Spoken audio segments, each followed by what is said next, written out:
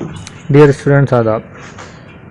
आज हम आपके निसाब की किताब जान पहचान का सबक नंबर 6 चिड़ियाघर की सैर, जो कि एक मजमून है, एक एस्से है, उसको पढ़ेंगे और उसके मुश्किल अल्फाज भी देखेंगे और उसके बाद में सवाल जवाब भी करेंगे।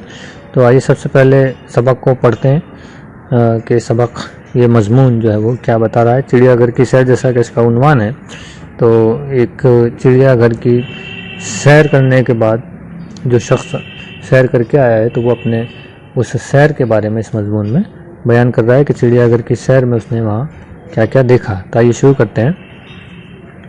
आज स्कूल की छुट्टी थी। हामिद के अब्बा की भी छुट्टी थी। वो हामिद और उसकी बहन को चिड़ियाघर दिखाने ले गए। टिकट लेकर चिड़ियाघर में दाखिल हुए तो हामिद ने पूछा, अब्बा जान, चिड़ियाघर में इतने जानवर कहाँ से आते हैं? अब इस जुमले को आप ध्यान से देखें। ये जो जुमला शुरू हुआ है इसके पहले हमने वावेन लगाए, यानी इन्वर्टेड कॉमा लगाया। देखिए 2 कॉमा लगे हुए हैं ऊपर। तो जब किसी की कही हुई बात को हमें लिखना हो तो हम उसको इन्वर्टेड कॉमा में लिखते हैं। तो यहाँ हामिद की कही हुई बात है, दूसरे की कही हुई बात है, तो हमने इसको इन्वर्टेड कॉमा में लिखा।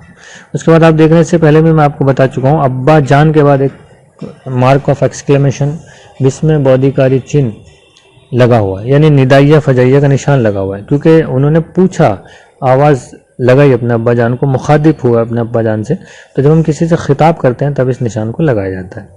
और तीसरी बात है कि आप आखिर में देखें, सवाल का निशान लग रहा है और इन्वर्टेड कॉमा को बंद किया गया है। तो सवाल का निशान इसलिए लगा है क्योंकि ये सवाल है। तो ये चीज़ें जो है वो पढ़ते टाइम और लिखते वक्त जो है, ये कवायद के ये उसूल हैं, इनको रुमूज़ औक़ाफ़ कहते हैं। इनको आप ज़रूर जहन में रखें कि क्यों लगाए जाते हैं, ताकि जब आप लिखें तहरीर में कुछ तो आप भी इनका इस्तेमाल करें। तो वापस इन्वर्टेड कॉमा में ही है, क्योंकि अब ये हामिद के अब्बा का जवाब है, उनकी बात है, तो ये भी किसी का स्टेटमेंट है, इसलिए इन्वर्टेड कॉमा में लिखा। ये तरह तरह के जानवर देश विदेश से लाए जाते हैं, हामिद के अब्बा ने बताया। इनमें कुछ ठंडे मुल्कों के जानवर हैं और कुछ गर्म मुल्कों के, यानी कुछ ऐसे मुल्कों के हैं, ऐसे देशों के हैं, मुल्क यानी कंट्री, जो ठंडे मुल्क हैं जहाँ सर्दियाँ ज़्यादा होती हैं, और कुछ ऐसे मुल्क के हैं जहाँ गर्मियाँ ज़्यादा होती हैं। तो एक जानवर की तरफ इशारा करते हुए उन्होंने कहा, नहीं, फिर बच्चे ने पूछा, ये क्या है अब्बा जान? हामिद की बहन ने एक जानवर की तरफ इशारा करते हुए पूछा। ये पांडा है, उन्होंने बताया। ये हमारे मुल्क का जानवर नहीं है, ठंडे मुल्क का रहने वाला है। देखो इसके जिस्म पर कितने घने बाल हैं जो इसे सर्दी से बचाते हैं।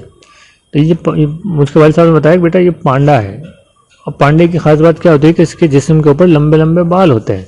क्यों होते हैं? क्योंकि सर्द मुल्क में रहता है और जो लंबे बाल हैं इसको सर्दी से बचाते हैं। ये अल्लाह ताला की कुदरत है, जो जैसे माहौल में रहता है अल्लाह ताला ने उसको वैसी जो है जिल्द से, वैसी चीज़ों से उसको नवाजा है।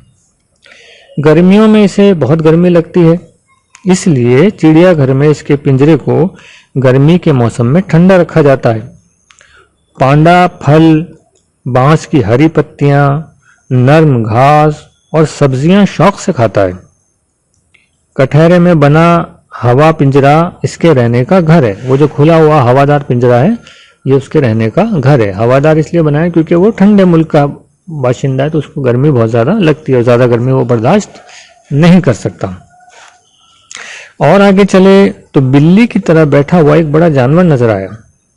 हामिद ने पूछा, अब्बा इसका क्या नाम है? ये कंगारू है। कंगारू भी गैर मुल्की जानवर है। गैर मुल्की यानी विदेशी। इसके घर को ठंडा रखने की ज़रूरत नहीं होती।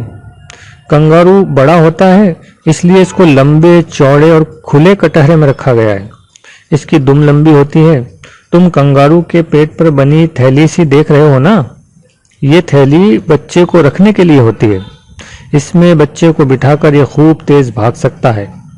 कंगारू फल, पत्तियां, सब्जियां और नर्म नर्म घास खाता है। इसको गेहूं बहुत पसंद है। तो उनके वालिद साहब ने बताया कि ये कंगारू है और इसके आगे जो एक थैली नुमा बना हुआ है पेट के ऊपर, आपने भी शायद देखा होगा कंगारू को। तो उस कंगारू के आगे जो थैली नुमा चीज़ बनी हुई होती है, दरअसल वो उसमें अपने बच्चे को सेफ रखता है। और आजकल आपने देखा होगा, उसी को देखकर शायद इंसानों ने भी इस तरह के जो है वो बैग्स तैयार किए हैं कि आप उसको माएँ जो है उन बैग्स को अपने सीने पे आगे बांध लेती हैं और अपने बच्चों को उसमें रख लेती हैं। दूसरा उन्होंने बताया कि फल, पत्तियाँ, सब्जियाँ, नरम नरम घास खाता है और लेकिन इसको गेहूँ भी बहुत पसंद है। अच्छा चलो आगे चलें। आगे बढ़े तो सफ़ेद शेर दिखाई दिया। हामिद के अब्बा ने बताया ये सफ़ेद शेर है, ये रीवा के जंगल में पाया जाता है जो कि मध्य प्रदेश में है। रीवा एक जगह का नाम है जो एमपी में यानी मध्य प्रदेश में। देखो इसके रहने के लिए कितनी लंबी चौड़ी और ऊंची बाड़ बांधी गई है। बाड़ जो किनारा बांधा जाता है, खेतों में आपने देखा होगा, खेतों के चारों तरफ कांटे कांटे लगा दिए जाते हैं, कांटों की दीवार बना दी जाती है। तो ऐसी कोई इस तरह की दीवार पब्लिक पार्क वगैरह में, चिड़ियाघर में आप देखते हैं कि वहाँ पत्थर की दीवार के बजाय वहाँ लोहे के बड़े बड़े जो है वो सरिये लगाकर, और वो सरिये जिनको जो ऊपर से नुकीले होते हैं ताकि कोई उनको फलांग ना सके, इस तरह से बनाकर दीवार सी बाउंड्री बनाई जाती है। इसको बाड़ कहते हैं। इसमें लंबी लंबी घास और पेड़ हैं।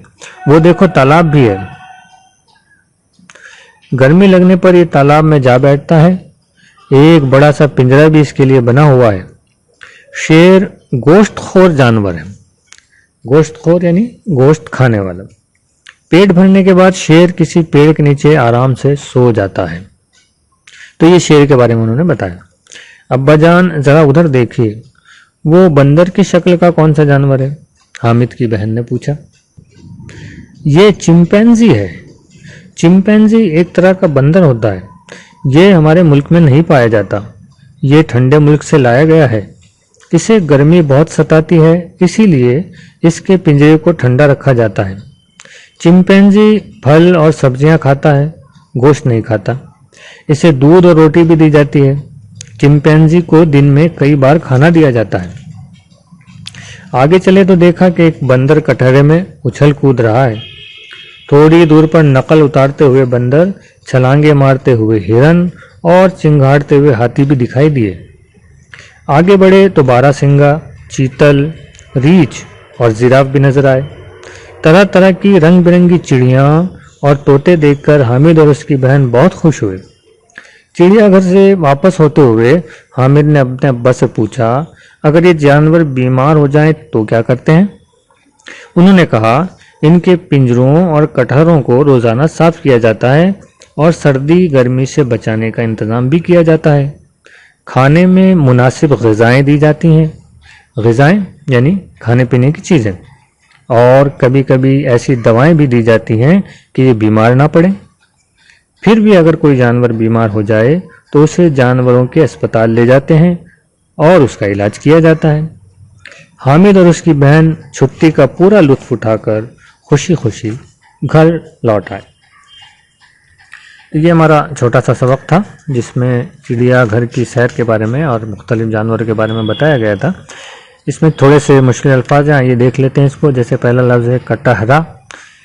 ये लोहे या लकड़ी का जो जंगला होता है जिसमें जानवर बंद किए जाते हैं उसको हम कहते हैं कटहरा। कटहरा आपने फिल्मों में भी देखा होगा, अदालत के अंदर जिसमें कैदी को या मुजरिम को खड़ा किया जाता है, जिसमें खड़े होकर वो बयान देते हैं, उसको भी कटहरा कहते हैं। कटघरा भी उसको कहा जाता है, हिंदी में हम उसको कटघरा कहते हैं कि कटघरे में आई है। गैर मुल्की यानी अब जो मुल्क का ना हो, गैर लगाने से विलोम शब्द बन जाता है मुतजाद। गैर मुल्की जो मुल्की ना हो यानी बाहर का। गोश्त खोर यानी गोश्त खाने वाले, खोर का मतलब खाने वाला। चिंगाड़ हाथी की आवाज़। इंतज़ाम यानी बंदोबस्त और मैनेजमेंट भी कहते हैं इसको। लुत्फ़ उठाना यानी मज़ा लेना, इंग्लिश में हम देखें तो इसको हम एंजॉय करना भी कहते हैं।